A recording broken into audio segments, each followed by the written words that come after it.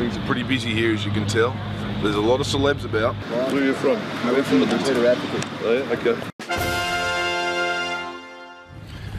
That was Clive Palmer, big friend of Betoota. That was Big Clive. Haven't seen him in years.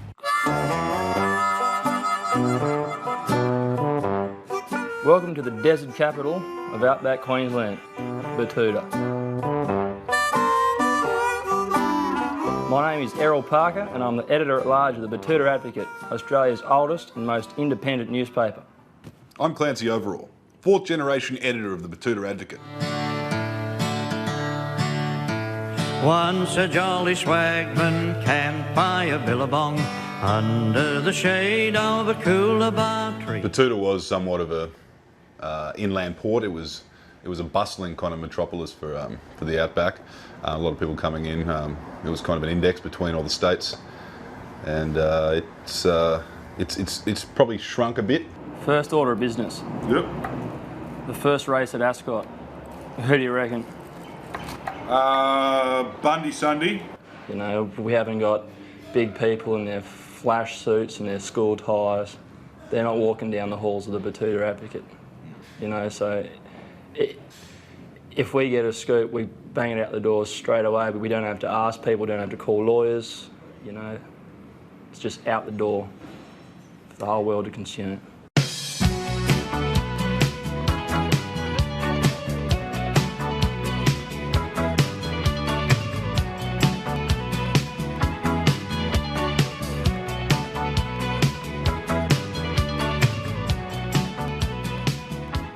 We kind of got in a bit of hot water with the United Patriot Front, and we ran a story about, maybe a flag that includes everyone, not just monarchists and the like.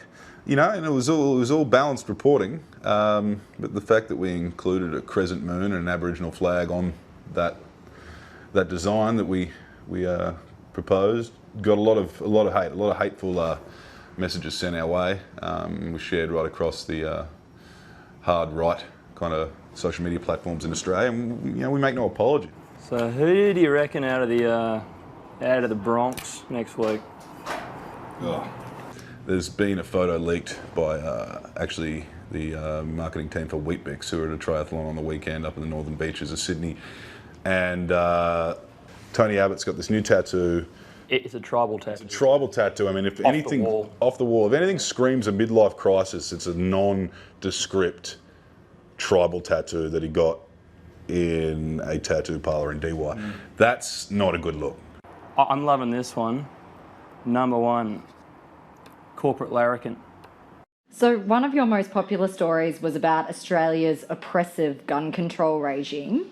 Why do you think that resonated so much with the audience? Well, it came across as a bit of Aussie chest beating, and it was at a time where there were a lot of people being killed by freedom in the United States, and we kind of ran it. You know, we said, look, you had this right, you know, to be indiscriminately killed in a hail of bullets. You had this right. It was taken from you by Howard. Just remember that. A Sydney City parking ranger has accidentally booked himself. But rather than paying the $104 fine, he's taken it to court arguing, I was only parked for 2 minutes. We do love that story, especially since it first appeared in a little-known Queensland country newspaper called The Betoota Advocate. Set up in the mid-1800s, the Betoota Advocate bills itself as Australia's oldest newspaper. Yes, if you haven't got there already, the Betoota Advocate is a satirical website run by a couple of unemployed Sydney journalism graduates. Well, first things first, in regards to Paul Barry's comments about us being unemployed journalism graduates, there's a bit of debate surrounding whether or not we're employed. We do what we love. As for graduates, that's just not true. We never studied a day of journalism. You can't be too hard on Paul Barry though. I mean, like, he wouldn't be the first person at the ABC to get his wires crossed, so.